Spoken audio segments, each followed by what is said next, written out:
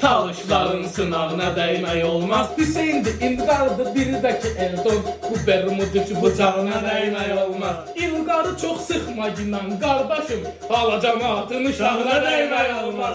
Heyvanat aləmində bir ilandır, onun qarasına ağına değmək olmaz. Dərs oxuyur, həm də deyir meyxana, Lənkəranın qoçağına değmək olmaz. Bizim İlqar tülküdür, hiləgərdir, dağların yalquzağına değmək olmaz. Bunun hələ 18-i olmuyubdur, üzünə onlar dodağına değmək olmaz. Mən bədavətən deyirəm meyxana, bu ikisinin varağına değmək olmaz. Dədə babalardan belə görmüşük biz, dost edibin ayağına değmək olmaz. Fəqirləri qovma ginan qapından, axı ilahi qonağına değmək olmaz. 6 il qabaq başa salmışıq biz, ölkənin Qarabağına değmək olmaz. Bir saatdir işarə eləyirəm mən, ay kişi dördün ağına değmək olmaz. Ay kişi dördün ağına değmək olmaz. Talışların sınavına değmək olmaz. Sağ olun.